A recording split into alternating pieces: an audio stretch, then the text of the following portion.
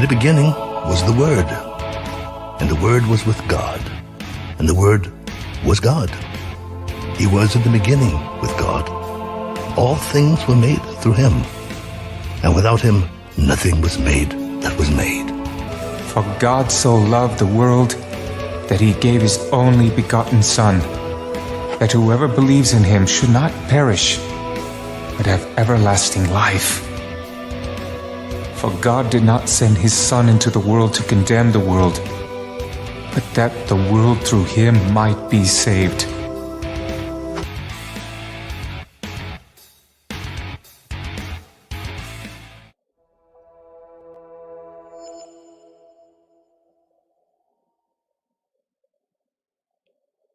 Hello. Welcome to the show. You're watching Untethered Live. This is the Deep End Bible Study, Sunday night. I'm your host, Jake Johnson, and I have the old laryngitis. Means I can't talk very good. So you're going to have to listen to me croak all night. That's all right, though. I'm going to get through it. I did a little singing Wednesday night and Friday night, and I shouldn't have. So it's my own fault. Anyway, Caucasian, he's drunk, and I can't speak. It's a fine pair we make. How you doing this day? How's the weather in your neck of the woods? How you faring? How are those dock deer you got running around down there? They sure look tasty and perfect sandwich sized. Yum yum.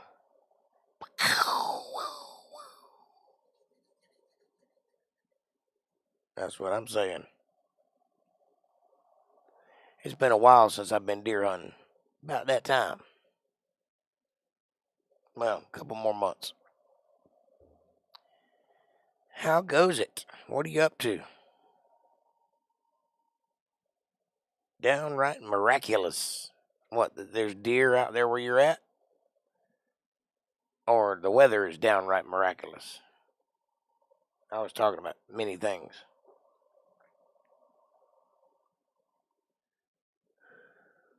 You must be specific, Danielson, for I can't read your mind. Actually, I can, but only sometimes.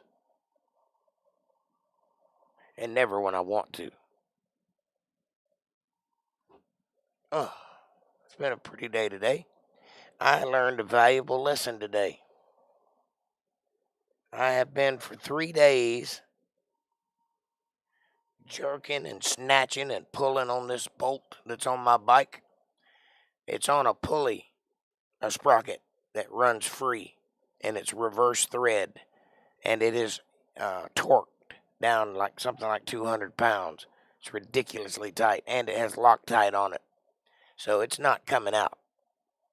And I'm pulling and snatching and jerking and twisting and using things to try to wedge in the teeth of the sprocket to keep it from turning, and on and on and on.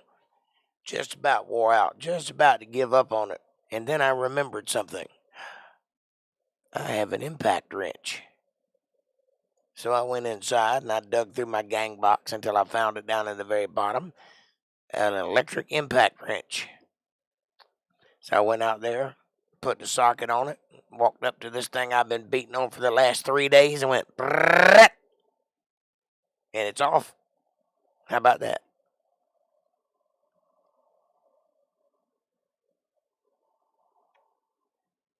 God bless the proper tool. That's all I can tell you. So now I have another thing, and it's been one thing right after another. Now I have to figure out how to get the starter off. And the starter's under the oil pan, which is under the seat in a U shaped like a horseshoe. And there's no room in there to get a socket. Extension. So I've got to figure out how to get to it. But I'll get it. I always do. And then I can get to the good stuff, which is inside the motor, which is where I'm going. So I can replace the belt. You'd think the belt would be the easiest thing on it to replace. Quite possibly the hardest.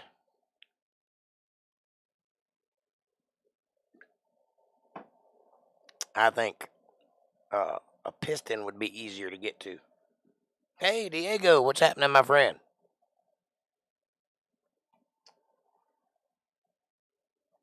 You can't find your pants. That sounds like a problem. But if you're at home, it's relatively a small problem. If you're like in the middle of the mall, that might be an issue. If you're in a crowded movie theater, could be a problem. But if you're at home, it's a relatively small problem. Just walk around in your drawers till you find them.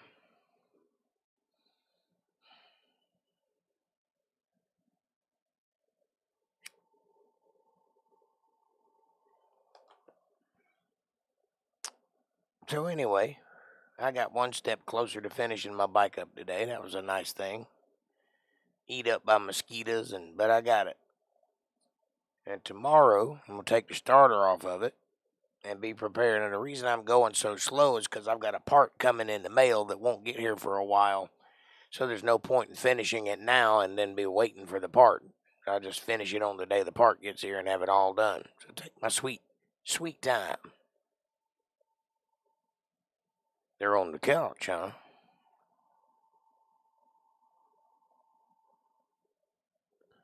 So now it's not a problem at all. You have pants that you have found. My pants were lost, but now they're found. See? We're teaching the gospel already.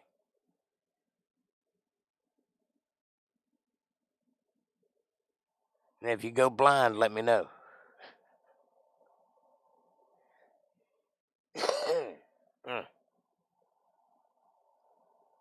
Found pants. That's right. It's like found footage, only not. Less interesting.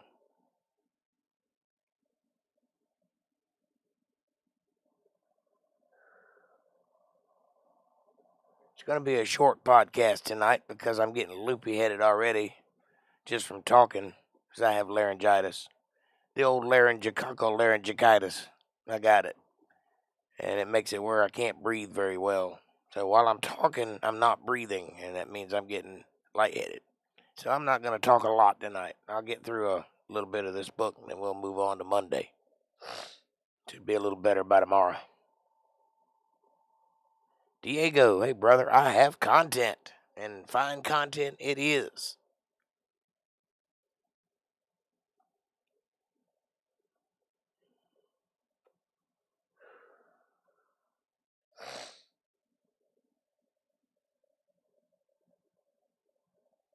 I have to check them out.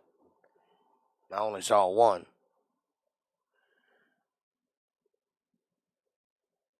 And that was a little while ago, though. So I'll check it out after the podcast. We'll get you straight. How are you doing this fine day, Diego? Are you having a good day, my friend? Are you ready to get into some Samuel?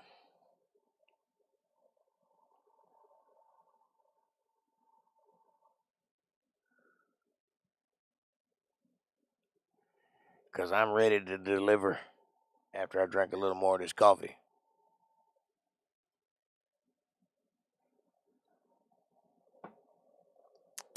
Good coffee.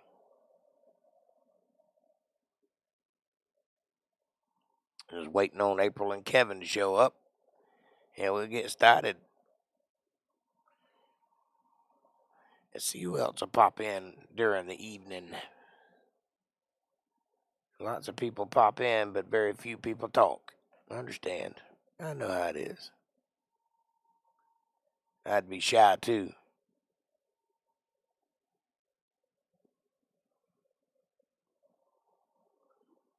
We can't all be extroverts, ain't that right, Caucasian?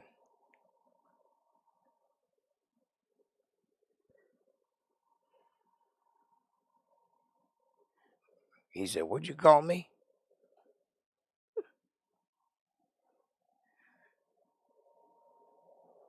I ain't never looked at an animal that way before.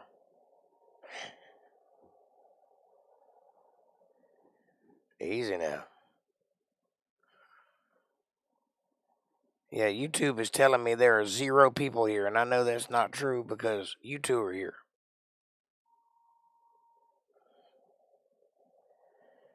Or did you both just disappear?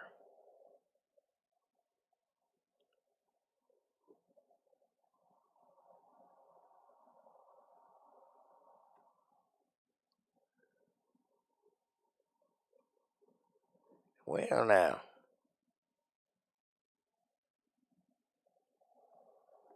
heaven forbid. I'll just get right on to the point then. We are in the book of Samuel today. That would be chapter 21, verse 4. That's where we left off last Monday. And we had just got finished affirming that Saul was actually trying to kill David. Of course, David already knew this, but Jonathan, Saul's son, was having trouble believing it because Saul had given him his word that he would not harm David.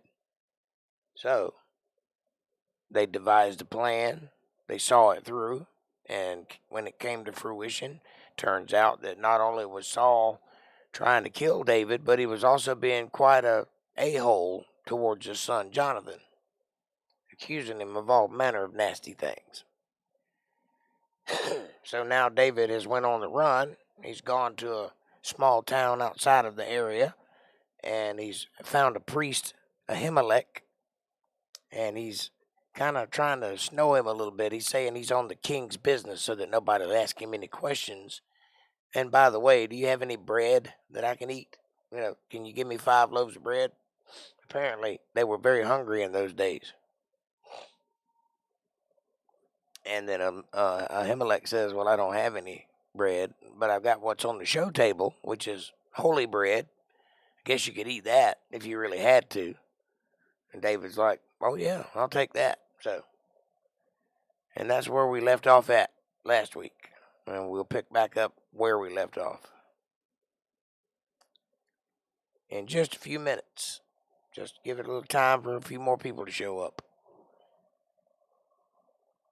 If you're just joining us, hello and welcome to the show.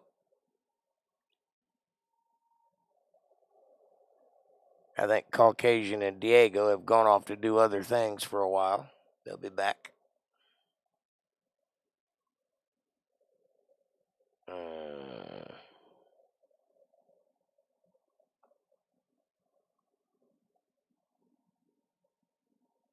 He says, I totally posted some ocean content, or some ocean sounds. There's nothing wrong with that. Only thing is it'll sound like static to everybody else.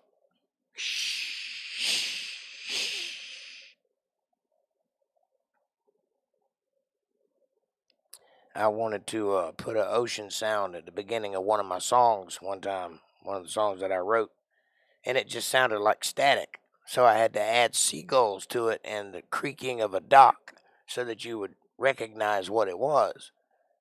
Because otherwise, everybody kept saying, why is all that static at the front of your song?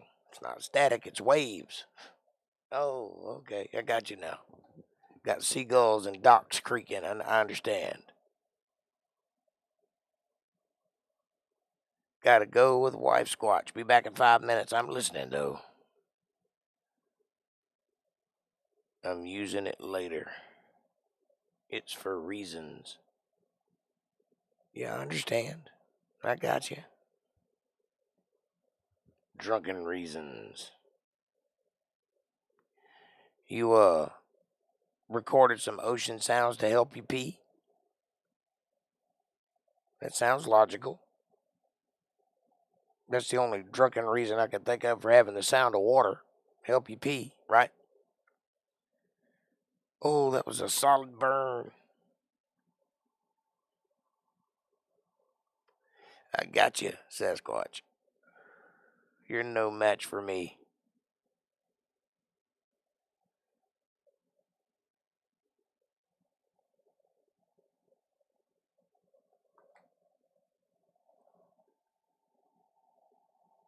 Let me just send a text real quick. Make sure everybody knows we're going on.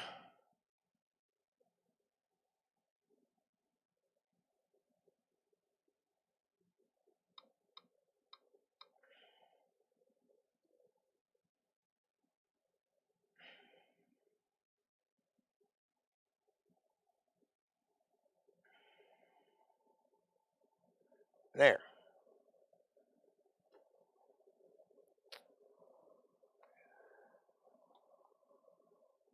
Untethered Live. See, you just send Untethered Live and they know what you're talking about.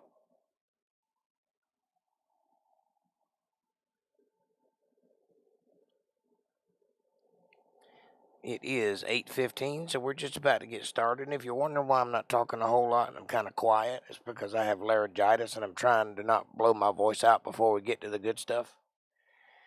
Plus, it makes me a little lightheaded to talk, so because I can't breathe real good. So I'm taking my time today. Won't be that way forever. So if you're just joining us and you're like, hey, this guy's kind of boring, that's why.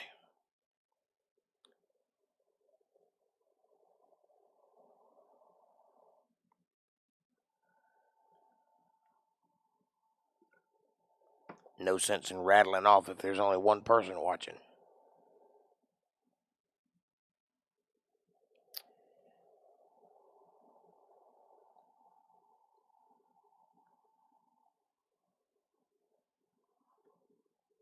But I'm just about to get started because I don't know if anybody's going to show up in the next 15 minutes or not. And I'm not going to wait 15 minutes. I already waited 15 minutes. If I wait 15 more, it'll be 8:30. Be halfway through the show.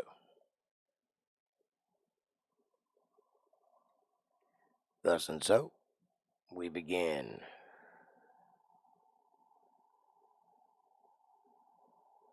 You can always scroll back and read the rest later.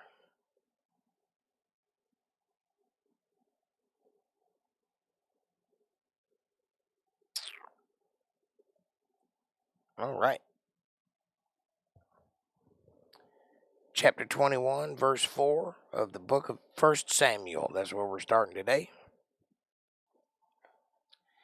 And the priest answered David and said, there's no common bread under mine hand, but there is hallowed bread, if the young men have kept themselves at least from the women.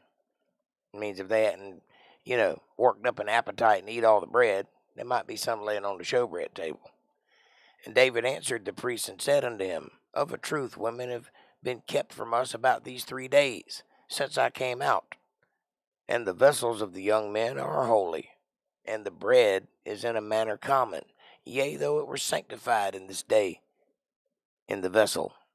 And what that basically means is no, they have not worked up an appetite and they have not eaten the bread. It is where it's supposed to be. So let me have some of that, because I'm hungry. So the priest gave him hallowed bread, for there was no bread there but the showbread that was taken from before the Lord. That means the showbread was before the altar of the Lord. So it was taken from that purpose. And you're supposed to put hot bread back in the day it was taken away. So anytime you take bread away, you're supposed to immediately replace it. Now a certain man of the servants of Saul was there that day, detained before the Lord. And his name was Doug, an Edomite, the chiefest of the herdmen that belonged to Saul. And David said unto Ahimelech, is there not here under thine hand a spear or a sword? For I have neither brought my sword nor my weapons with me, because the king's business requires haste. Now this king's business is a little bit of subterfuge. He's not on king's business. He's actually running from the king, but he doesn't want everybody to know that. So he's just telling that he's about the king's business. Everybody knows who he is anyway. And the priest said, the sword of Goliath of the Philistine, whom thou slewest in the valley of Elah, behold, it is here wrapped in a cloth. What a coincidence. Behind the ephod, which is a vest, not an ephah, which is a container, and I always get those two words confused. But I'm working on it. If thou wilt take that, take it, for there is no other save that here. And David said, there is none other like it. Give it to me. In other words, I'll take that sword. It's huge and nobody's got one like it. I'll take it. And David arose and fled that day for fear of Saul, and went to Achish, the king of Gath. And the servants of Achish said unto him, is not this David the king of the land? ?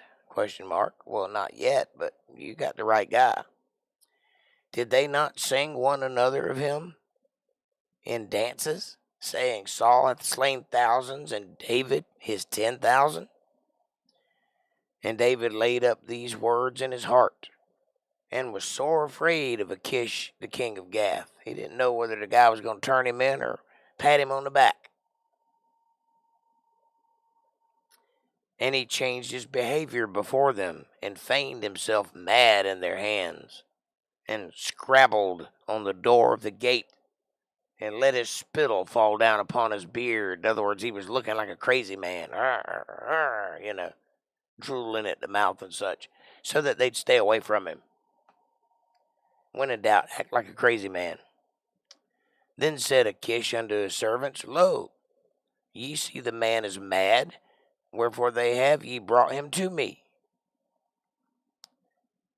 Have I need of a madman, that ye have brought this fellow to play the madman in my presence? Oh, the king of Kish ain't buying this. He knows full well David ain't mad. Shall this fellow come in my house? David therefore departed thence and escaped to the cave of Adullam. And when his brethren and all his father's house heard it, they went down thither to him. Now, he's not hiding very well if everybody knows where he's at. And everyone that was in distress, and everyone that was in debt, and everyone that was discontented, gathered themselves unto him, and he became a captain over them. And there were with him about 400 men. He's got him a little ragtag army built up of men who were in similar situations, who need a leader. And David went thence to Mizpeh of Moab. And he said unto the king of Moab, Let my father and my mother, I pray thee, come forth and be with you, till I know what God will do for me. And he brought them before the king of Moab, and they dwelt with him all the while that David was in the hold. And the prophet Gad said unto David, Abide not in the hold, depart, and get thee into the land of Judah. Then David departed and came into the forest of Hereth. When Saul heard that David was discovered, and the men that were with him, now Saul abode in Gibeah under the tree in Ramah, which is where Samuel came from, having his spear in his hand, and all his servants were standing about him. And Saul said unto his servants that stood about him, Hear now, ye Benjamites, will the son of Jesse give every one of you the fields and vineyards, and make you all captains of thousands and captains of hundreds, that all of you have conspired against me? And there is none that showeth me that my son hath made a league with the son of Jesse. Nobody told me that my son was helping him out. Not one of you guys stood up and told me the truth. Made a fool of me, did you? And there is none of you that is sorry for me, or showeth unto me that my son hath stirred up my servant against me, to lie in wait, as at this day. Well, keep in mind, that's not true. David has no desire to kill Saul.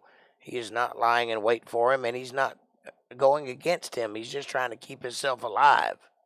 Saul is the one who's gone crazy. And Saul's son, Jonathan, there may be something weird about him. That's up in the air right now. But at least he was trying to do right by David, and by Saul, for that matter. He gave him the benefit of the doubt. Then answered Doeg the Edomite, which was set over the servants of Saul, and said, I saw the son of Jesse coming to Nob, to Ahimelech, the son of Ahitub. And he inquired of the Lord for him, and gave him victuals, that's food and water, and gave him the sword of Goliath the Philistine. Oh, Saul's going to have a good time with that one. Oh, he's got a sword now. He's armed. He's armed and dangerous. Be on the lookout. Then the king sent to call Ahimelech the priest, the son of Ahitub, and all his father's house, and the priests that were in Nob, and they came all of them to the king. And Saul said, Hear now, thou son of Ahitub. And he answered, Here I am, my lord. And Saul said unto him, Why have ye conspired against me, thou and the son of Jesse, in that thou hast given him bread and a sword, and hast inquired of God for him, that he should rise against me to lie in wait, as at this day? Then Ahimelech answered the king and said, And who is so faithful among all thy servants as David, which is the king's son-in-law, your son-in-law, and goeth at thy bidding, and is honorable in thine house? Did I then begin to inquire of God for him? Sure I did. Be it far from me, let not the king impute anything unto his servant. Don't count on me to stop anything of one of your servants. I'm here to help. I'm not here to hinder. So no, I'm not going against you. I was obeying. Nor to all the house of my father. For thy servant knew nothing of all this, less or more. I had no idea any of this was going on. I just helped out a man who asked me to help him. A man that I'm aware of who is a good and honorable man that works for you. So I'm not in the wrong here. And the king said, Thou shalt surely die, Ahimelech, thou and all thy father's house. And the king said unto the footmen that stood about him, Turn and slay the priests of the Lord, because their hand also is with David, and because they knew when he fled, and did not show it to me. But the servants of the king would not put forth their hand to fall upon the priests of the Lord. I don't blame them. King or no king, you don't go against God. He's bigger, I promise. And the king said to Doeg, Turn thou, and fall upon the priests. And Doeg the Edomite turned, and he fell upon the priests, and slew on that day 80, that's 20, 40, 60, 80 men, and 5 persons, that's 85 people, that did wear a linen ephod, which is not an ephah, it's an ephod, that's a vest, not a container. An ephah is a container, an ephod is a vest. And I always get those two words confused, but I'm working on it. So for the crime of being good to one of the king's servants, 85 men were killed that day, including Ahimelech the high priest. Not a smart move, Saul.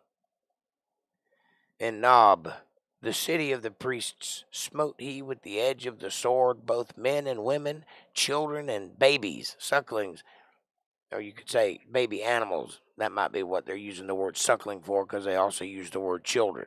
Either way. And oxen and asses and sheep with the edge of the sword. So they killed everybody.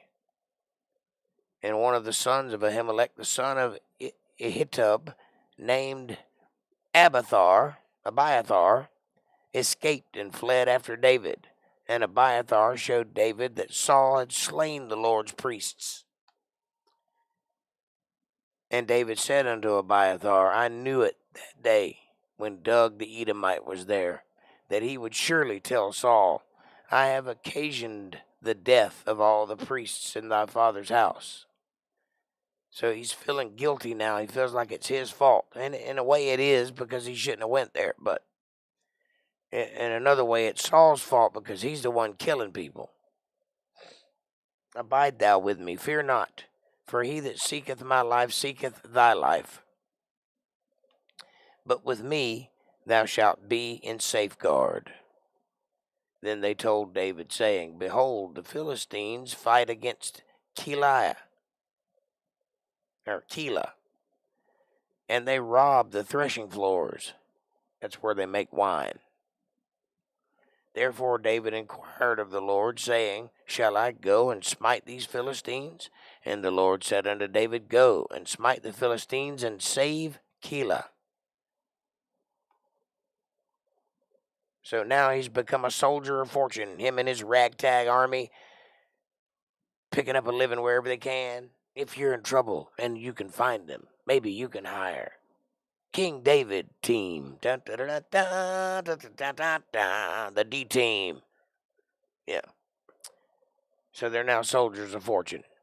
They went and saved Keilah from the Philistines. And David's men said unto him, Behold, we be afraid here in Judah.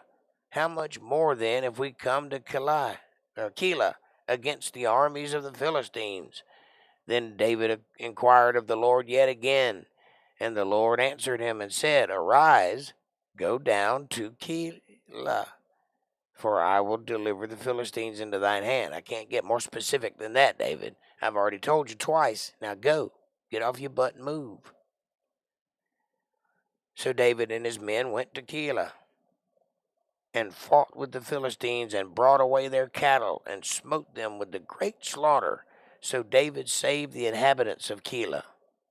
And it came to pass, when Abiathar the son of Ahimelech fled to David to Keilah, that he came down with an ephod in his hand. That's a priest's vest, not a container. And it was told Saul that David was come to Keilah. And Saul said, God hath delivered him into mine hand, for he is shut in by entering into a town that hath gates and bars. And Saul called all the people together to war, to go down to Keilah and besiege David and his men. And David knew that Saul secretly practiced mischief against him. And he said to Abiathar the priest, Bring hither the ephod. Then said David, O Lord God of Israel, thy servant hath certainly heard that Saul seeketh to come to Keilah, to destroy the city for my sake. Will the men of Keilah deliver me up into his hand? Will Saul come down, as thy servants hath heard? O Lord God of Israel, I beseech thee, tell thy servant. And the Lord said, He will come down. Then said David, Will the men of Keilah deliver me and my men into the hand of Saul? And the Lord said, They will deliver thee up, because they're afraid too. What can you expect? They don't want to die no more than you do. Then David and his men, which were about 600 by now, that started as 400, now there are about 600 of them, arose and departed out of Keilah, and went whithersoever they could go.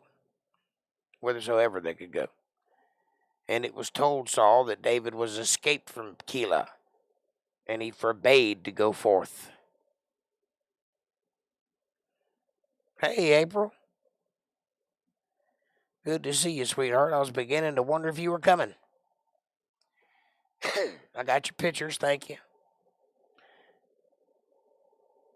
And David abode in the wilderness, in strongholds, and remained in the mountain in the wilderness of Ziph. And Saul sought him every day, but God delivered him not into his hand. And David saw that Saul was come out to seek his life, and David was in the wilderness in Ziph in the woods.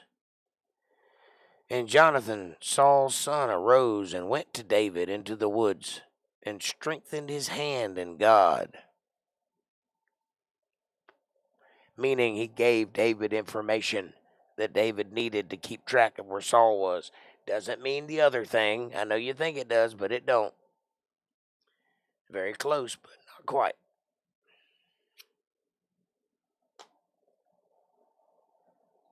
And he said unto him, Fear not, for the hand of Saul my father shall not find thee.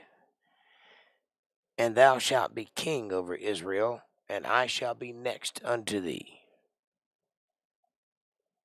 That means next in line to be king, not next to him like a wife. I know Jonathan's a little light in the loafers, but I think that's what he's saying here. And that Saul my father knoweth, and that also Saul my father knoweth. And they two made a covenant before the Lord, and David abode in the woods, and Jonathan went to his house. And came up the Ziphites. Then came up the Ziphites to Saul and Gibeah, saying, Doth not David hide himself with us in strongholds in the woods? In the hill of Hakilah, which is on the south of Jeshimon. Now therefore, O king, come down according to all the desire of thy soul, to come down, and our part shall be to deliver him into the king's hand. They're kind of sucking up to the king. They want to get a little favor because they think it'll do them some profit. And Saul said, Blessed be ye of the Lord, for ye have compassion on me. Go, I pray you, prepare yet, and know and see his place where his haunt is, where he's hiding. And who hath seen him there? For it is told me that he dealeth very subtly. Now you see, Saul has no right to be blessing anybody because the presence of the Lord has left Saul.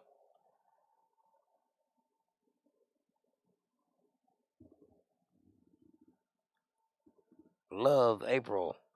I got to get in the hot tub with Wife Squatch. I'm hammered. Sin, as the brother Randall puts it. Yup. All righty then. Well, you just do that, buddy.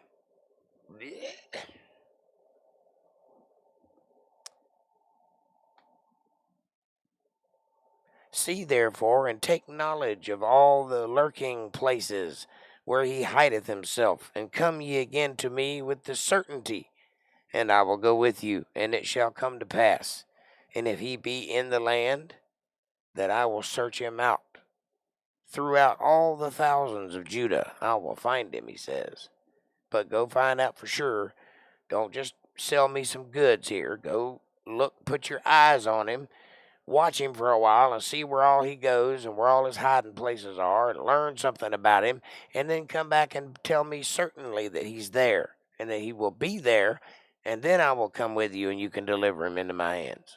And, I'll reward you or something. Probably cut your head off, but forget I said anything. And they arose and went to Ziph before Saul. But David and his men were in the wilderness of Maon, in the plain on the south of Jeshimon, not the other place where they think he is. Saul also and his men went to seek him, and they told David, wherefore he came down into a rock and abode in the wilderness of Maon.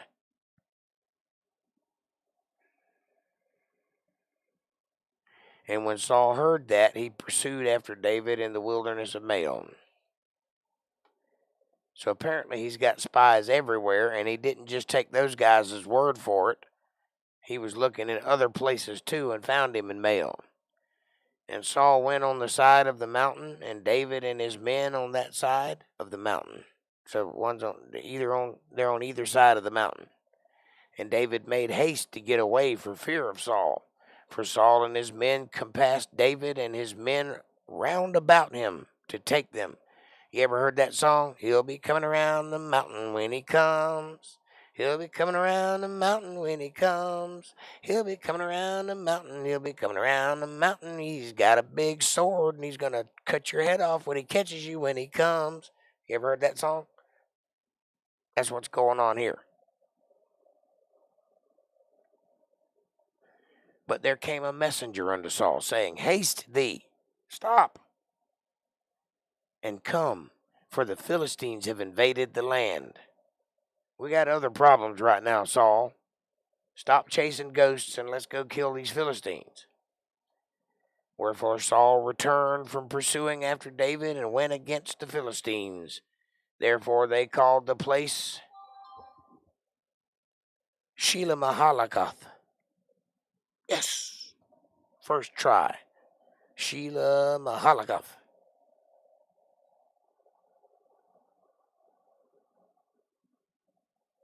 That's wrong. Shelah Mahalakath. That is right. That is right. And David went up from thence and dwelt in strongholds at Engedi. And it came to pass when Saul was returned from following the Philistines that it was told him, saying, Behold, David is in the wilderness at Engedi. Then Saul took 3,000 chosen men of all Israel and went to seek David and his men upon the rocks of the wild goats. That place is still there to this day. You ever seen pictures of those goats that walk up the side of the walls, climb on the rock face? That's where they're talking about. And he came to the sheepcotes by the way, and there was a cave, and Saul went in to cover his feet, and David and his men remained in the side of the cave. They're in the same cave now and don't realize it. Saul is inside the cave resting. David is in the cave further in and does not know that he's there. Now, David knows Saul's there, but Saul does not know that David's there. It's a very, very tense moment right now. And the men of David said unto him, Behold, the day of which the Lord said unto thee, Behold, I will deliver thine enemy into thine hand, that thou mayest do to him as it shall seem good unto thee. Then David arose and cut off the skirt of Saul's robe privately. All right, let me see if I can paint the picture for you here. Saul has fallen asleep in this cave. He's laying in the cave under cover. It's dark. He's sleeping. David is in the cave he came into and does not realize that David is in there. They're back up against a wall or something, or deep in the cave. He sneaks up while Saul is sleeping and cuts off his skirt. In other words, cuts a piece of cloth off of the center of his dress. You know, men wore skirts in those days, or robes. So that when he woke up, he knew that he had been very close. You know, close enough to cut his member off, because he cut it off of his privy parts.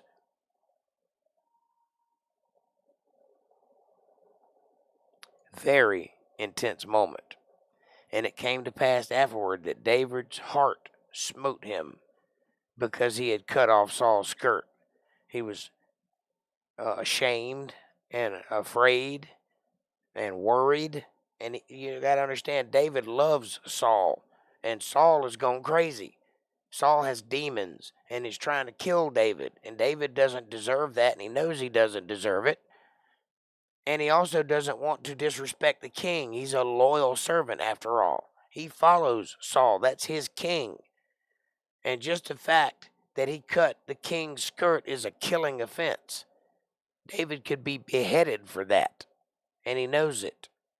And he's terrified. But he's also the enemy of the king, and he wants to send him a clear message. That message being, look, I could kill you anytime I want to. I'm not trying to kill you. I let you sleep, didn't I?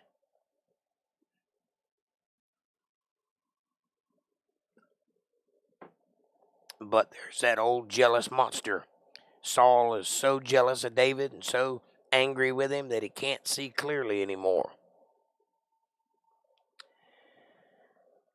And he said unto his men, the Lord forbid that I should do this thing unto my master.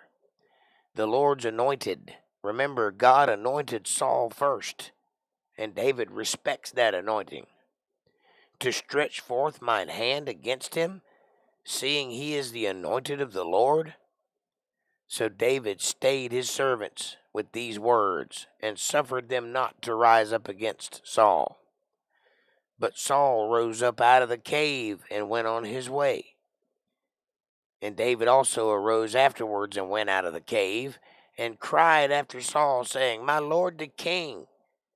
And when Saul looked behind him, David stopped with his face to the earth, and bowed himself, as a good servant would to his king.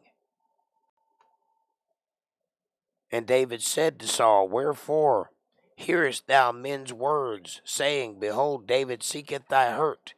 Where have you heard that I'm trying to kill you? I'm not. Behold, this day thine eyes have seen how the Lord had delivered thee today into mine hand in the cave. And some bade me kill thee. Some asked me to kill you while you were sleeping. But mine eyes spared thee.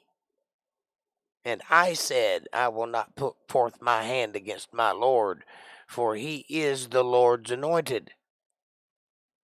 Moreover, my father, see the skirt of thy robe in my hand. You see it? I cut this off of you.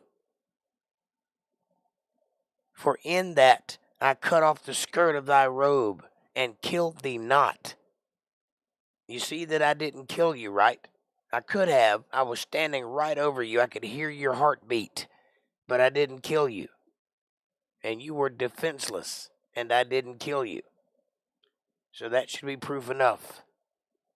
Know thou and see that there is neither evil nor transgression in my hand. I've done nothing wrong, and I have not sinned against thee. Yet thou huntest my soul to take it. It's you who is in the wrong here. The Lord judge between me and thee, and the Lord avenge me of thee, but mine hand shall not be upon thee. I put it in God's hands. I'm not going to be the guy that kills you. As saith the proverb of the ancient, wickedness proceedeth from the wicked, but mine hand shall not be upon thee. After whom is the king of Israel come out? After whom dost thou pursue? After a dead dog, after a flea? The Lord therefore be judge, and judge between me and thee, and see, and plead my cause, and deliver me out of thine hand. And it came to pass, when David had made an end of speaking these words unto Saul, that Saul said, "And this thy voice, my son David? Is this thy voice, my son David?" And Saul lifted up his voice and wept.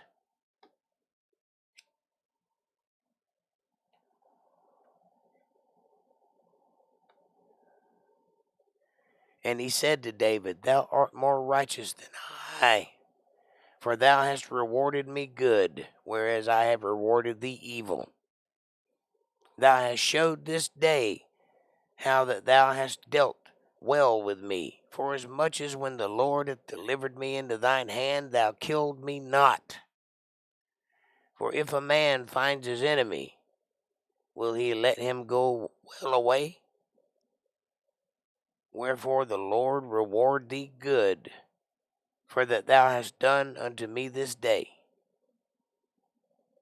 And now, behold, I know well that thou shalt surely be king, and that the kingdom of Israel shall be established in thine hand." Well, you should know it, buddy. It's going to happen. Samuel told you it was going to happen.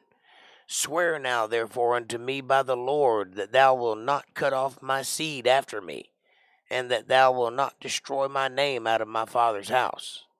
And David sware unto Saul, and Saul went home. But David and his men gat them up unto the hold. They're not ready to give up just yet. And Samuel the prophet died, and all the Israelites were gathered together and lamented him, and buried him in his house at Ramah. And David arose and went down to the wilderness of Paran, which is adjacent to where Samuel lived. And there was a man in Maon whose possessions were in Carmel. I think Carmel is a place, not caramel the candy, Carmel. And the man was very great. He's a big man. And he had 3,000 sheep and 1,000 goats, and he was shearing his sheep in Carmel. Yep, Carmel's a place, not a candy. Now the name of the man was Nabal, and the name of his wife was Abigail. And she was a woman of good understanding. She's a smart lady. She knew a few things. And of a beautiful countenance. Not only was she smart, but she was hot. And in those days, that's a rare combination. Hell, in these days, that's a rare combination. But the man was churlish and evil in his doings. And he was of the house of Caleb. And David heard in the wilderness that Nabal did shear his sheep. And David sent out 10 young men. David said unto the young men, "Get you up to Carmel, and go to Nabal, and greet him in my name. And thus ye shall say to him that liveth in prosperity, Peace be both to thee, and peace be unto thine house, and peace be unto all that thou hast. Carmel is most likely in Egypt. That may be so. I haven't really looked into where it's at. But you may be right, because they're in that area right now. And now I have heard that thou hast shearers. Now thy shepherds which were with us, we hurt them not, neither was there aught missing unto them. We didn't take anything from them. All the while they were in Carmel. Ask thy young men, and they will show thee. Wherefore let the young men find favor in thine eyes, for we come in a good day. Give, I pray thee, whatsoever cometh to thine hand unto thy servants and to thy son David. In other words, let us in peacefully and take care of us while we're here. We're asking gracefully. And when David's young men came, they spoke to Nabal according to all of those words in the name of David, and ceased. They said what they had to say, and then they stopped talking and awaited Nabal's answer. And Nabal answered David's servants and said, Who is David? Well, that'll hit your ego. And who is the son of Jesse? There be many servants nowadays that break away every man from his master. He ain't no big thing to me, is what he's saying.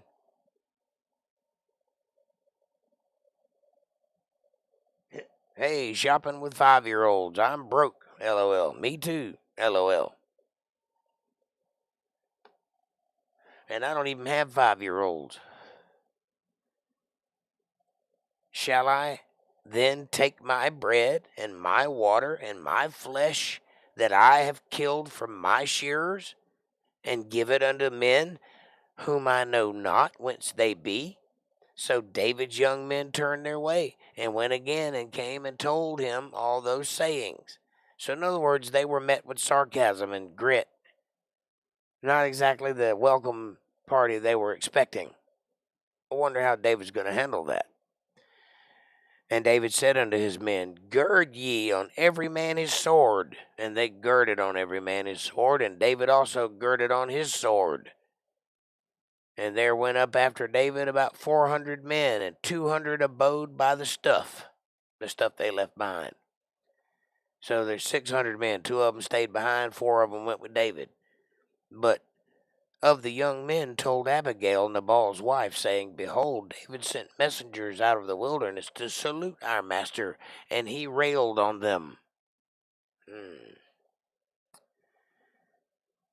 But the men were very good unto us, and we were not hurt, neither missed we anything, as long as we were conversant with them, as long as we stayed open and did what they asked us to do, and we're hospitable towards them. They were hospitable towards us.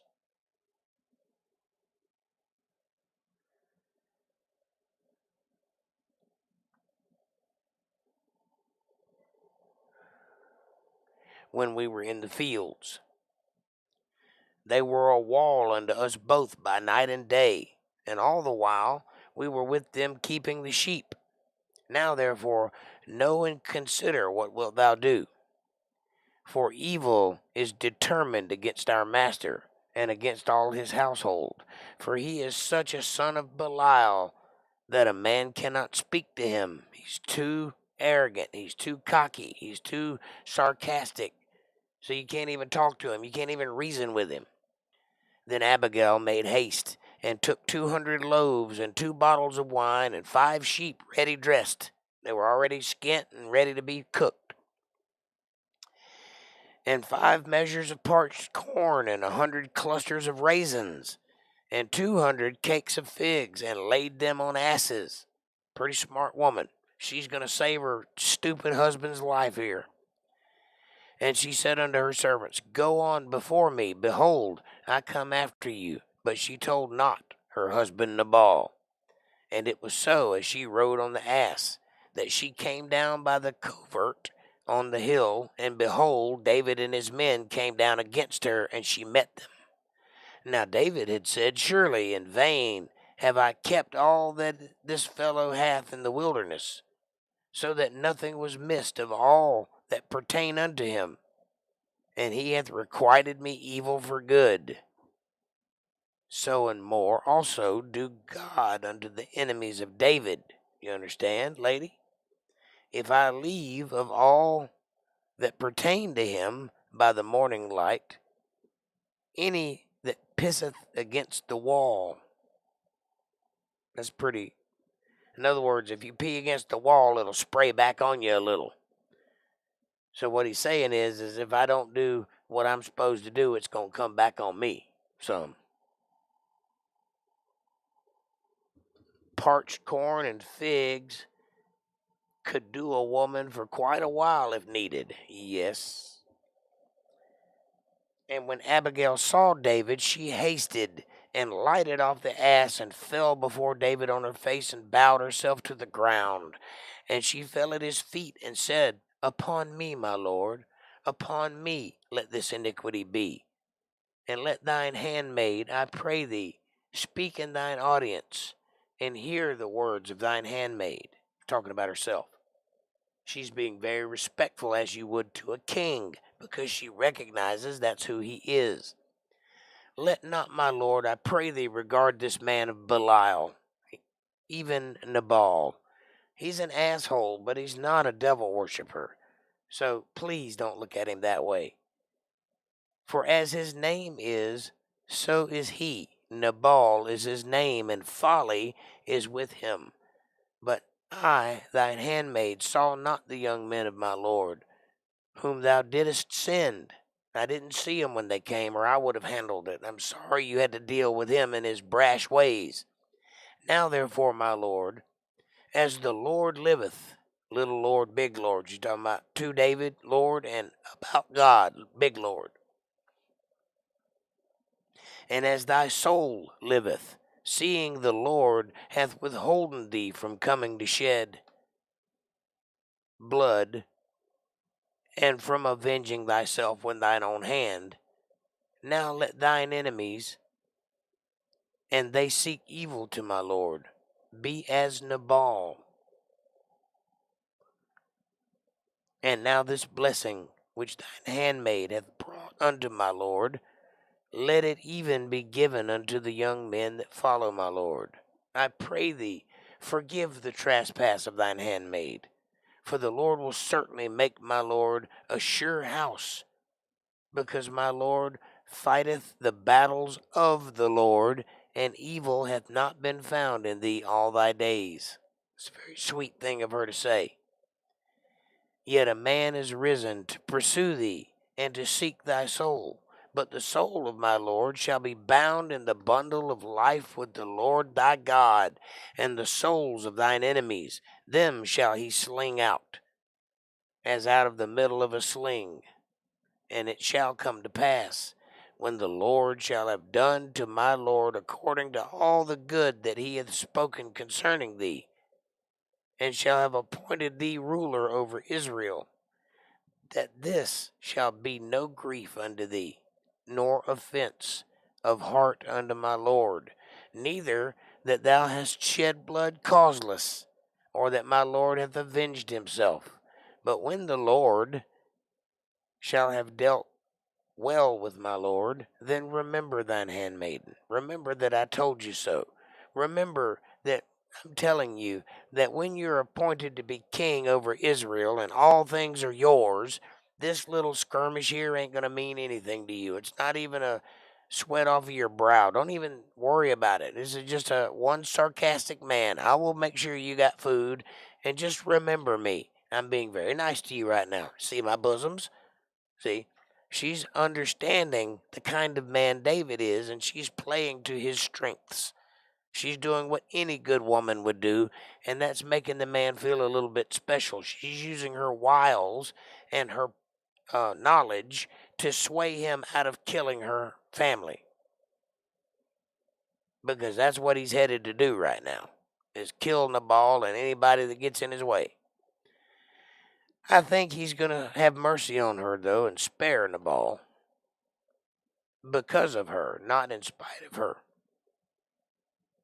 And David said to Abigail, Blessed be the Lord God of Israel, which sent thee this day to meet me.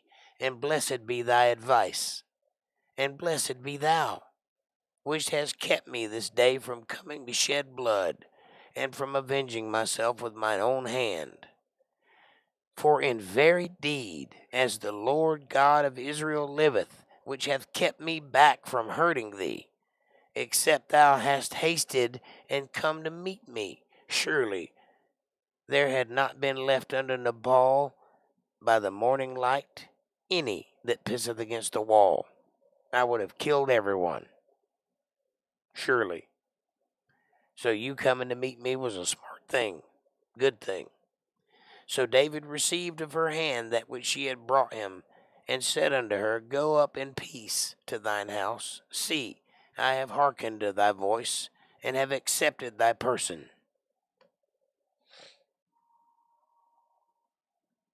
And Abigail came to Nabal, and behold, he held a feast in his house, like the feast of a king. And Nabal's heart was merry within him, for he was very drunken.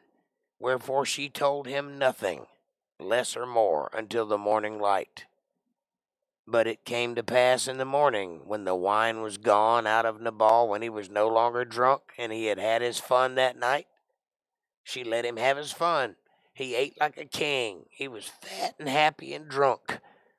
And all night long he partied. But come morning, that hangover was kicking in good. He felt like ass. He could barely open his eyes.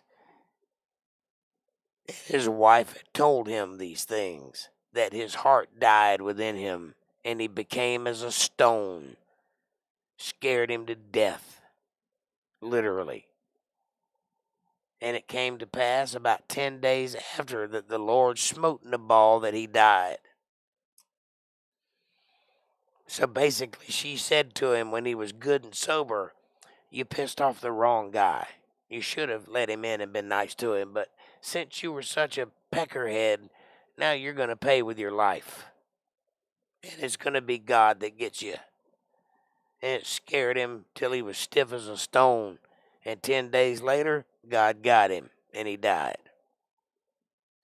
And when David heard that Nabal was dead, he said, Blessed be the Lord, that hath pleaded the cause of my reproach from the hand of Nabal, that hath kept his servant from evil. For the Lord hath returned the wickedness of Nabal upon his own head. And David sent and communed with Abigail to take her to him to wife. Yeah, that's how you do it, Roy. Men, listen up.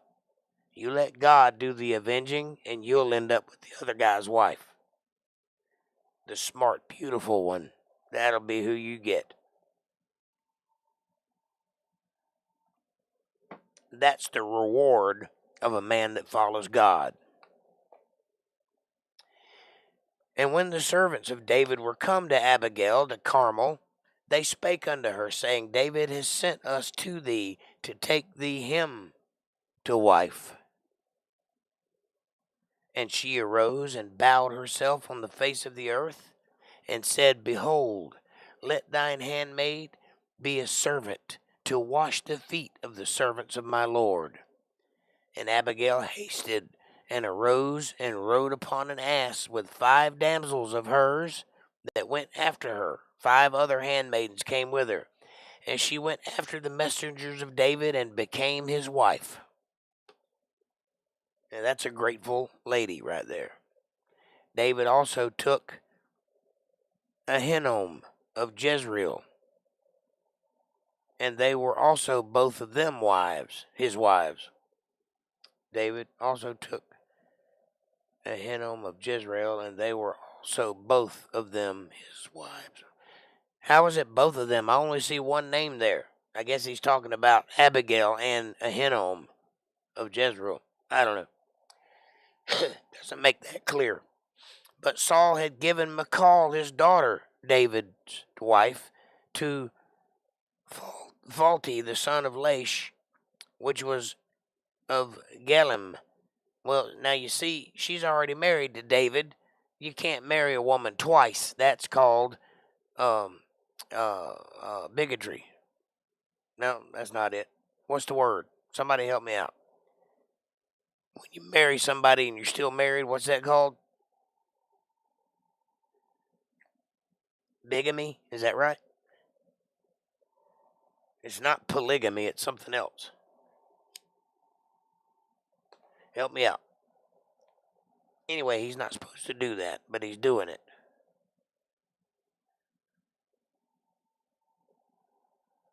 And the Ziphites came unto Saul to Gibeah, saying, Doth not David hide himself in the hill of Hakaliah? That's it, Hakila. Hakila Nahava, which is before Jeshimon. Then Saul arose and went down to the wilderness of Ziph, having 3,000 chosen men of Israel with him, to seek David in the wilderness of Ziph, right back to seeking him again. And Saul pitched in the hill of Hakila, which is before Jeshimon, by the way.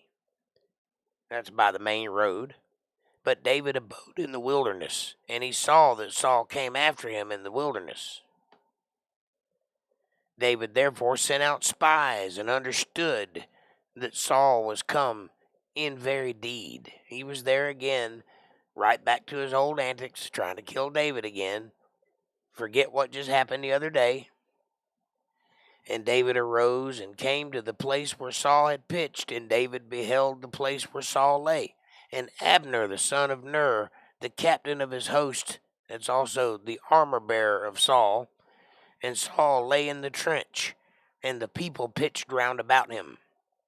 And then answered David and said to Ahimelech the Hittite, that's a different Ahimelech, not the one that was killed earlier, it's a new Ahimelech, and said to Abishai, the son of Zeruiah,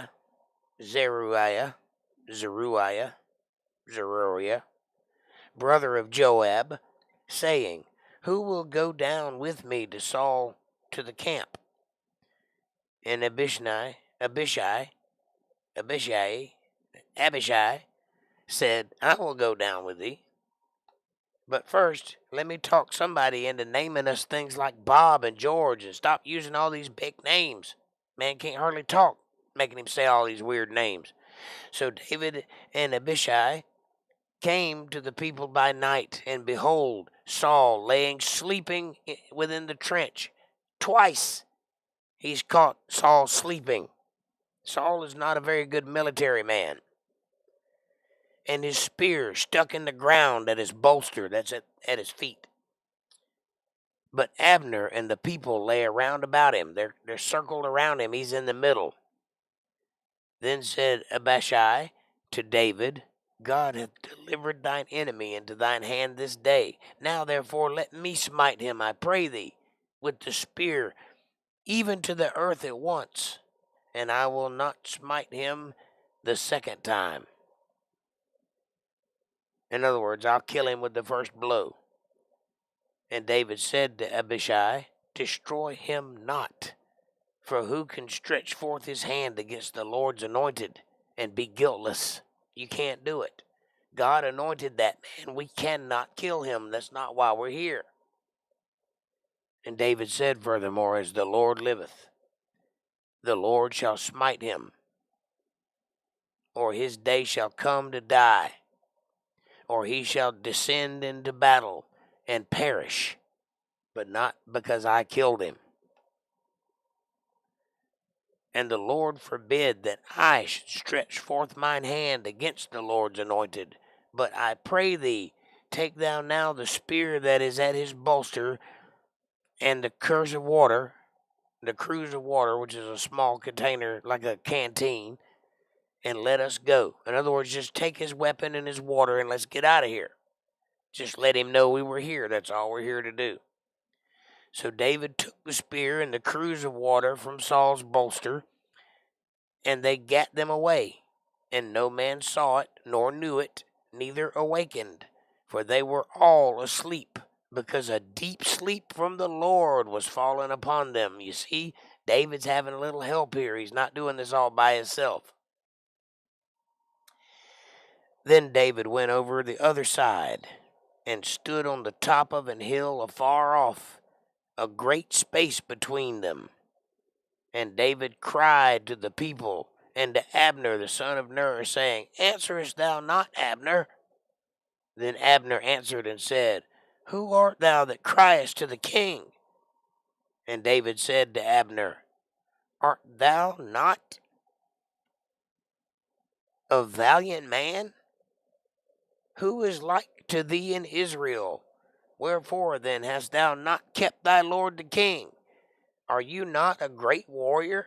Is there not anybody in the land not as good as you, and yet you can't even protect your king? For there came one of the people and to destroy the king thy lord. At this time Abner's getting a little nervous because he don't know whether the king's dead or alive. This thing is not good that thou hast done.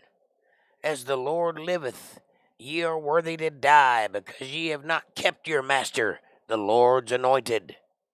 So Abner's freaking out right now because he thinks somebody done killed Saul while he was sleeping. And now see where's the king's spear is, and the cruse of water that was at his bolster. And Saul knew David's voice and said, Is this thy voice, my son David?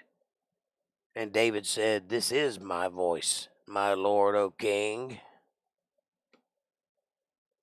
And he said, Wherefore doth my lord thus pursue after his servant? For what have I done, or what evil is in mine hand? This is the second time we've had this conversation. Actually, the third time, but we're not counting the time in the palace when you threw a javelin at me. Several times. Now therefore I pray thee, let my lord the king hear the words of his servant. If the Lord have stirred thee up against me, let him accept an offering. But if they be children of men, cursed be they before the Lord, for they have driven me out this day from abiding in the inheritance of the Lord, saying, Go serve other gods.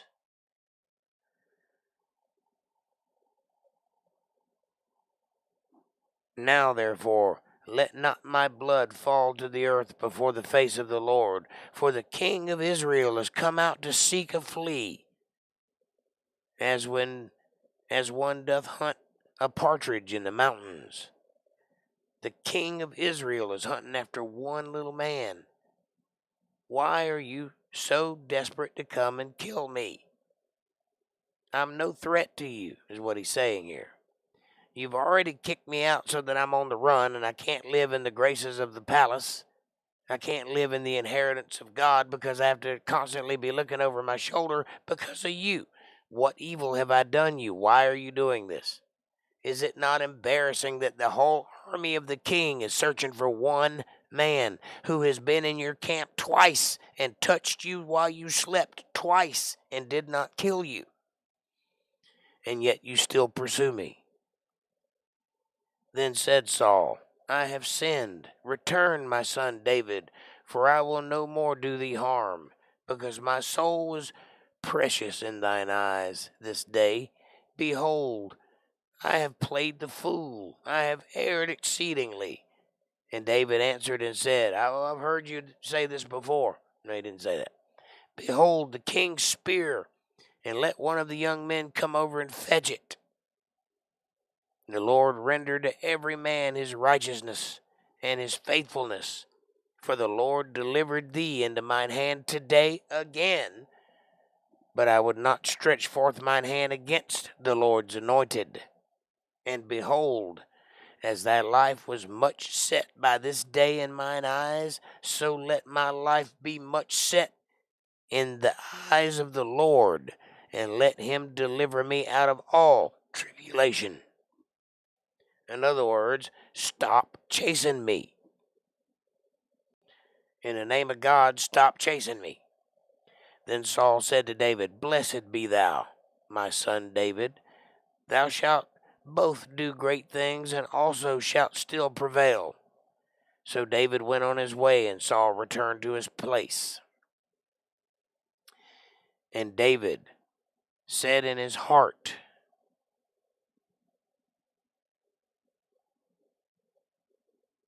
I shall now perish one day by the hand of Saul.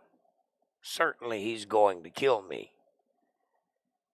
There is nothing better for me than that I should speedily escape into the land of the Philistines, and Saul shall despair of me to seek me any more in the coast of Israel, in any coast of Israel.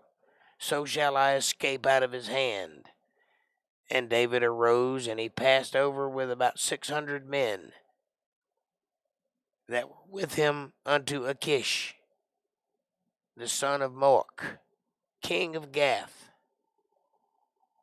The son of Maok.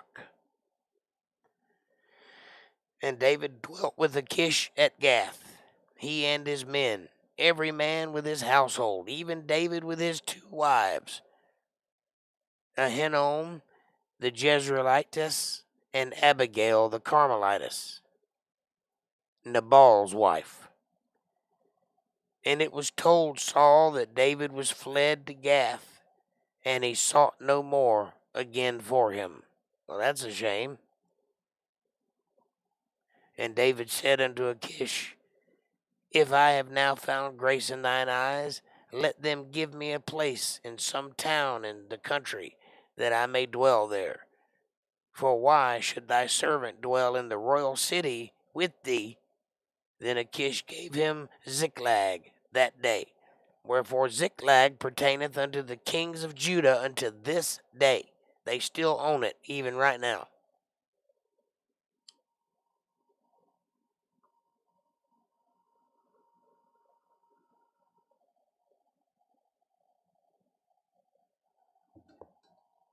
April says, hello, Sasquatch Diego, and whoever's here. Much love, y'all.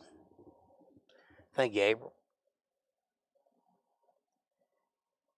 And the time that David dwelt in the country of the Philistines was a full year and 4 months.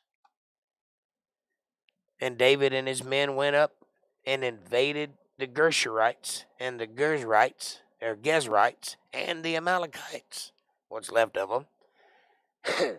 For those nations were of old the inhabitants of the land, as thou goest to Shur, even unto the land of Egypt.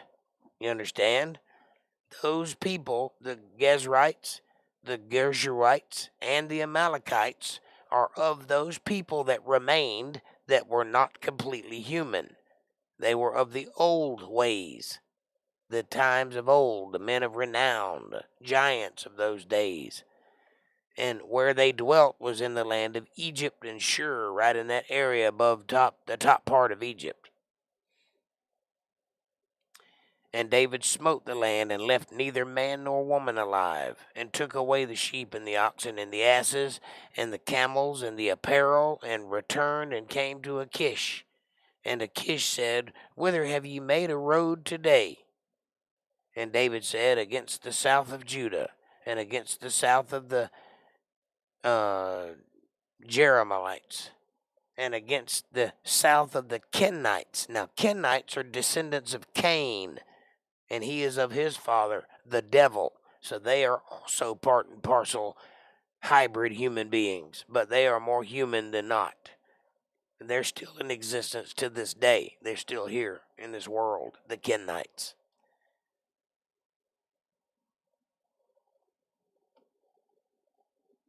And David saved neither man nor woman alive, to bring tidings to Gath, saying, lest they should tell on us, saying, So did David, and so will his manner, all the while he dwelleth in the country of the Philistines. And that's where we're going to stop today. What a fantastic read. Sorry, my voice is cutting in and out. I'm doing the best I can. I have that old disease. I have the laryngitis. The bad stuff. Yes, sir. I hope you guys enjoyed that read. I hope it was informative and fun for you. I hope you had a good time listening to me chirp along. Hey, won't you do me a favor? Hit that subscribe button and press the bell icon so you get notifications of when I'm going to be here. Smash the like button like it owes you money. God knows it owes me some. Share this video with somebody you love. Better yet, share it with somebody you don't love. Bring them into the fold. Make them part of the family. Be part of their solutions, not part of their problems. Leave a comment down below. Let me know what you're thinking. Question me, curse me, bless me, challenge me, confront me, conform with me, concede. Drink my Kool-Aid. Drink your own Kool-Aid as long as you're thinking. That's what I want. Critical thought coming from that brain of yours. Now, if you love this ministry and you would like to be part of something special, you want to reach out and help us reach more people and bring more souls to God's Word, won't you please take a moment and go to paypal.me/JakeJohnsonBand. Every little bit helps. You can consider it passing the plate around. That's how we do it at this church anyway. And with that, I will take your questions and comments, and I greatly appreciate the support and confidence. All right. How was it? Did you learn anything? Did it challenge you? Did you conform to it? Did you learn anything? But most of all, did you learn anything?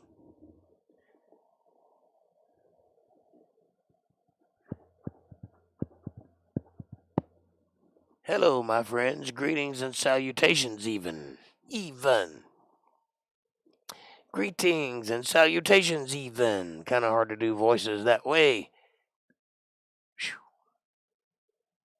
Let's see what I missed. Let me scroll up just a little.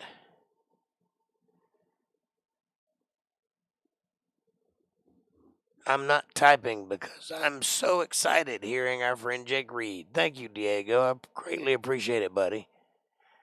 LOL, yes I did, but I think I'm going to put my actual pick up. I just love Ariel, the Little Mermaid.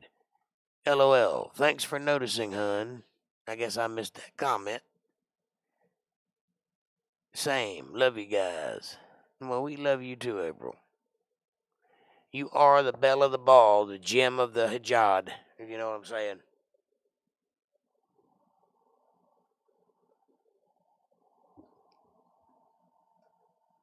I'm thinking like Snagglepuss, and I'm trying to talk like him, but I can't do it with this voice, so. Yes, exit, stage left even. It doesn't work that way. Yikes.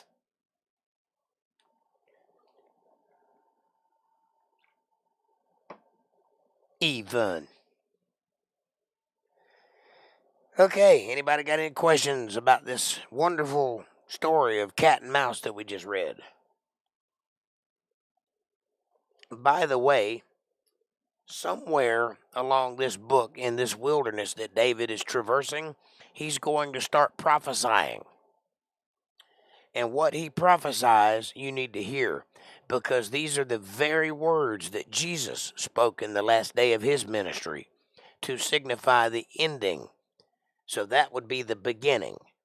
So when Jesus repeats what David says in his prophecy on the cross, that is the end of that prophecy, meaning that it is fulfilled, it is finished. That's why Jesus said his last words were, "It is finished." Not him, not his life, but the prophecy that he was teaching while hanging on the cross.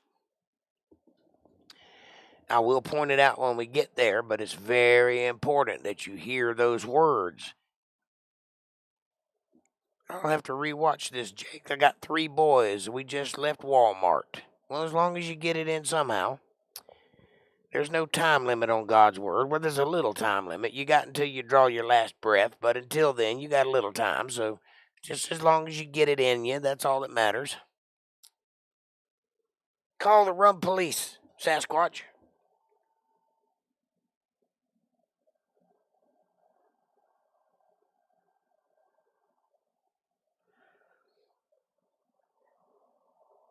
I about can't see. I'm hoping that the liquor store's open tomorrow, or I might have to work on my OBS. Well, you might. And it'd probably be a good thing if you did. The more you do it, the better you get at it, and the more you learn. By the way, ladies and gentlemen, If you would like to send me anything, i.e., photographs or emails, or if you would like to send me poetry or pictures or whatever it is you'd like to send, you can send it to my email address, which is temporarily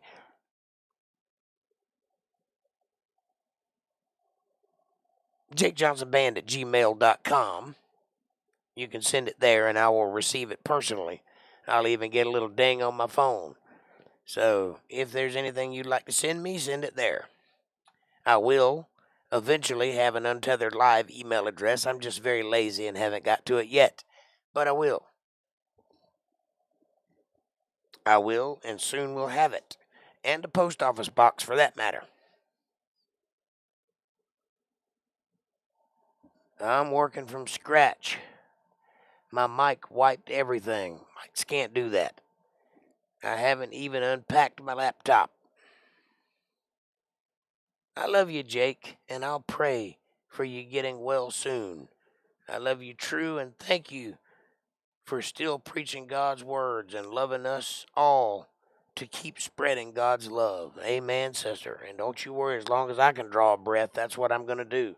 Talking or not, if I got to get up here and sign it to you, I'm going to do that, whatever it takes. However you got to go, you go. If you can't fight, you can carry bullets. Remember that. And we are all in this war, the spiritual war, together. And it is just heating up. The battle's just getting good. So we need all the soldiers we can get. So do your part and spread the word and get people to come aboard. That's what we're here for, all of us. It takes an army. I can't do it alone. I need you. Like Uncle Sam, only I'm prettier and shorter and way less rich. But still, I want you. And anything you can do to help me do that, that's wonderful. And God will respond in kind. How do I know that? How can I make that promise? Am I pulling your chain? Am I talking trash? No, I'm not. I know that because since I began this endeavor, I have not needed a single thing. I've wanted a few things, but I have not needed anything. Everything, right when I need it, has been provided for me. That's not a brag. It's a fact. And it'll work for you too. All you got to do is have faith and do what God tells you to do. That's it. If you do what God tells you to do, He will respond in kind. Open broadcast source, April. That is a operating system that we use to send out this broadcast. It's a television station in a box, basically. Does that help?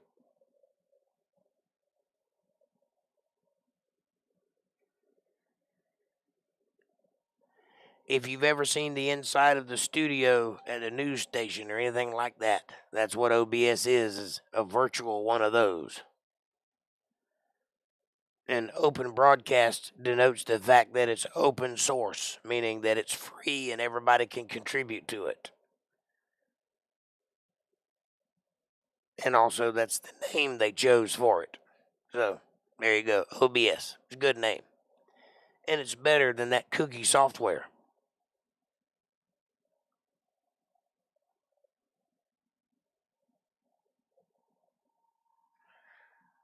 It stands for obsolete bullshit. That's what it stands for. Poor Saul, his downfall has just begun. Literally, because his downfall will culminate in him sliding down the edge of his sword with him holding on to the hilt. The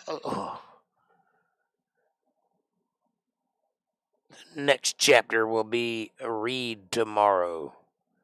We'll narrate that for us.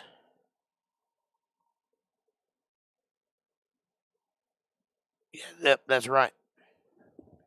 The next chapters we will read tomorrow. We'll narrate that for us. That's right.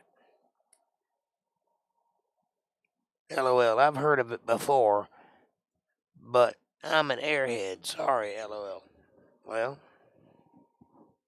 air's got to go somewhere, honey.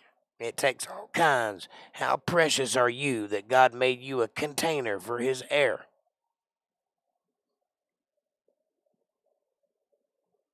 He must love you a lot. I can't hardly hold any air between my ears. Saul is a tragic figure in the Old Testament. Yep, he is. He's tragic, but it's really not tragic because it's his fault. He let this thing go to his head. He didn't have to turn out that way. He didn't start out that way. He started out a good, righteous man. But the demons got the better of him. And the demons are there for us all. Oh, that was nice, Jake. Thanks, love. The pessimist would look at a glass half full of water and say, that glass is half full. And an optimist would look at it and say, that glass is half empty. And a leftist would look at that glass and say, the water is racist.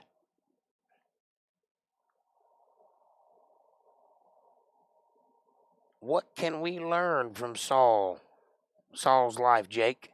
And how can we apply it to our life? Well, that's a good question. The demons tormented him, and David, playing his harp, calmed him down. Yep. I guess the answer to that would be, pride goeth before the fall, for every man, including Saul. Let it be known that hubris is bad. Take it from the words of your old dad. Do right, be good, humble yourself. Or you can put your ass up on a shelf. Because this world, to people like him, ain't kind. That's why God left us a Bible. So for us, he could remind. Follow the 10 Commandments, and you'll be all right. Amen.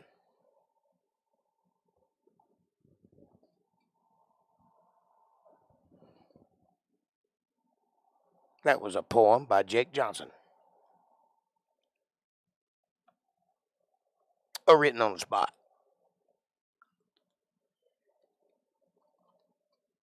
Man, my voice is trashed. I can barely speak.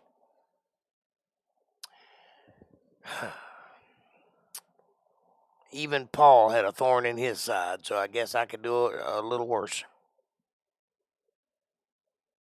Paul's thorn was his eyesight. He couldn't hardly see anything at all. He was wall-eyed. Matter of fact, when he wrote letters himself, it was real big because he could barely see. And scratchy. Real bad handwriting. And he was one of those crooked-eyed people. You should get you some good rest tonight, Jake. What's that, rest? I've been working day and night. Got a lot going on. I got my job. I got the podcast. I'm working on my motorcycle. Trying to pay off my land taxes. Helping my sister. I've been spending a little time over there. And I'm working on my house, trying to get ready for my inevitable visitation. Put a big time clock on it. Because apparently at some point, Sasquatch is going to pop up in my yard. And I got to be ready to take in company.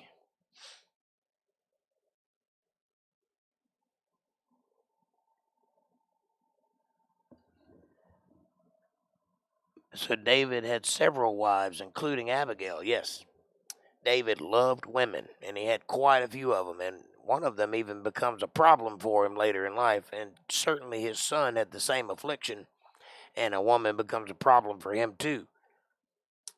God hates the sin, not the sinner. Mormons do the same by committing polygamy. Well, they do it a little differently. They sleep with the 14-year-olds. God's not saying you can do that. And by the way, that was then, not now. Then it was okay to have multiple wives. Remember, they were still trying to fill up the earth. It's not okay now to have multiple wives. That changed with the times. Now, it's okay to only have one wife. In most parts of the world, there are some countries that still allow that. Some places. But as far as Christians are concerned, now we should only have one wife. But back then, there was no sin against that, no crime. Why did God approve of David's sinful behavior of having many wives? Why didn't he rebuke him for that? Because it was not a sin back then. Didn't you hear me? Back then, it was perfectly normal to have multiple wives. Almost everybody had more than one wife. It wasn't just David. I don't have multiple wives, but my wife does.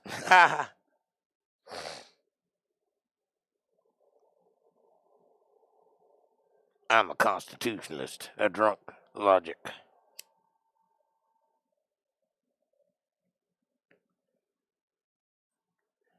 Well, like I said, then it was not a sin. And now it's not a sin, but it's not acceptable. There's no commandment that says thou shalt not have more than one wife.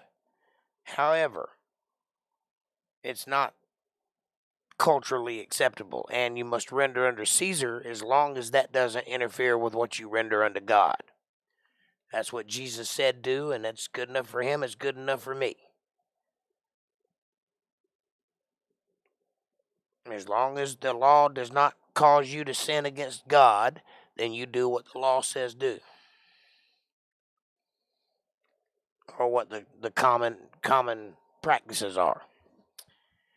If I were a man back then, I'd be wore out. Yeah, me too.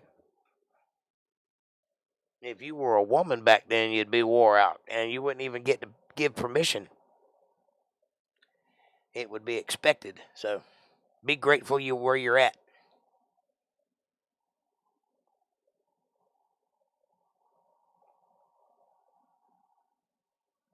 It wasn't as bad as people try to make it sound, though. That was the way of the day. Everybody did things that way, so it was perfectly natural and normal back then. Caucasian said, I'd be satisfied. I'd probably still be a monk. I'm sorry, I'll see myself out.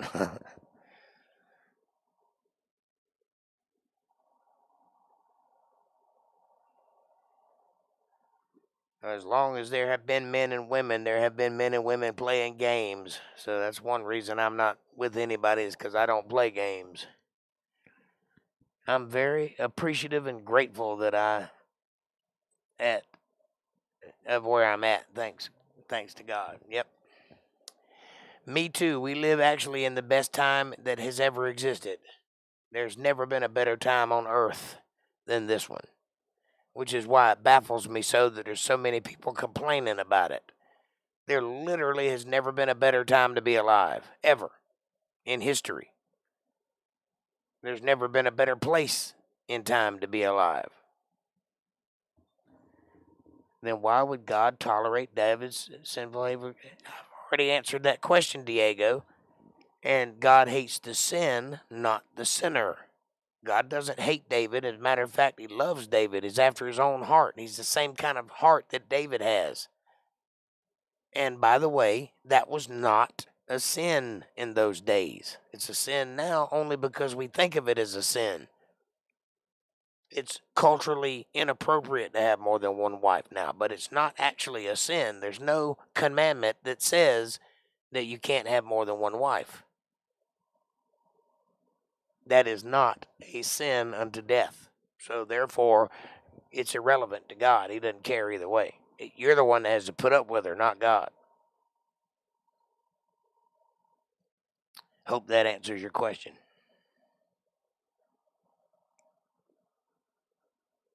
Appropriate white privilege as much as possible, says Diego. I mean, Sasquatch. Sorry. No better time to be alive than this time. That's right. Amen, I agree, Jake. Caucasian said, I'm not a white supremacist, but I am a white enthusiast.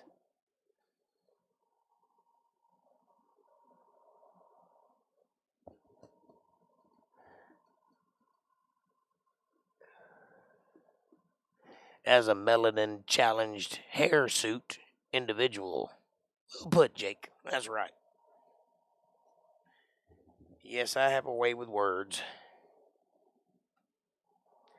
But the key point to take here is, in those days, back in the Old Testament times, the commandment was, the first thing God ever said to mankind out loud was, be fruitful and multiply and fill up the earth and subdue it. So therefore it was typical of men to have multiple wives because they were trying to fill up the world. There wasn't a whole lot of people back then until it became a whole lot of people. Big time baby boom. So David is a great warrior, and no wonder Saul was jealous of him. Even though he won victories for Saul against the enemies of Israel in battle, he still wanted to kill him. Well, he wanted to kill him mostly because he knew that David was his replacement. That's the biggest reason. He was jealous, and he was very bitter about the whole deal. But it was more like green-eyed monster jealousy, not jealousy of any particular trait that David had. He was jealous of him because God loved him. And God once loved Saul, but Saul also went a little crazy. So God took his favor from Saul. You see, if you're going to be God's king on earth, then you must do what God says do and not falter in that deal.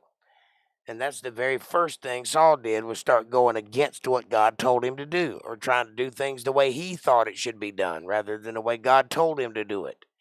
And so that's what led to ultimately God taking his grace away from Saul. And because he took his grace away from Saul, and having promised the Israelites that they would have a king, he gave that grace to David, a man he found who was a man after his own heart. A good boy, a righteous boy that would fight and be loyal to his king, to his master, to his father.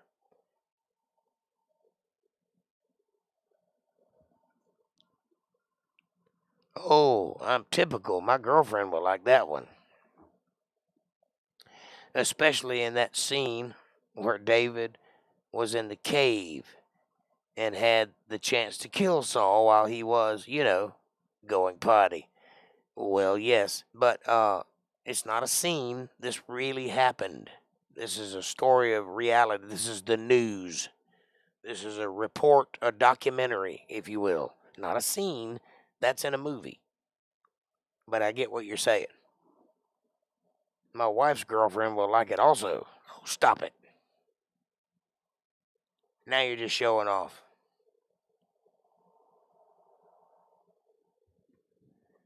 Yes, Saul could have been killed and was not. Twice. And he knows it. And that burns him up. Yeah, I got what you meant. I was just being my usual nitpicky self. Pay me no mind. And yet David showed mercy towards Saul.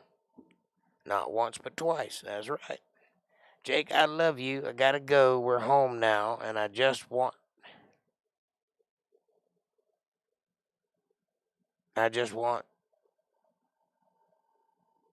IE.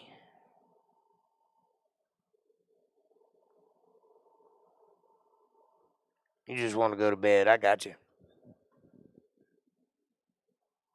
Yeah, I'm about to get out of here, too. So true. I'm going out to the beach. I'll be listening when I'm getting off of here. Thank you guys for hanging out with me. And yet David spared him because he said he did not want to kill Saul, King Saul, because he was the Lord's anointed one. Yes, because he feared God more than he feared Saul. And God did anoint Saul. So what kind of man could kill one of God's anointed and not pay some kind of price for it? That's what David's thinking. I'm not doing it. You can forget that. So, thank you guys for hanging out with me tonight. Thank you for listening. What a great conversation. Thank you for all the great questions and comments. And don't forget, you'll always be happier if you take a moment and... BJ, now I lay me down to sleep. Pray the Lord my soul to keep. If I die before I wake, VJ, my best friend, Put some kibbles and bits in that bowl if you like. I've been a good doggy. I deserve a little pat on the head. If I die before I wake. All right. Have a good night, ladies and gentlemen. Take care of yourselves and each other. And join me tomorrow at 8:30 p.m. sharp, won't you? For the culmination of this story, this wonderful story of Cat and Mouse and David and Saul going at it. Who's going to come out on top? Find out. Same bat time, same bat channel. Until next time, have a great night and thanks for watching.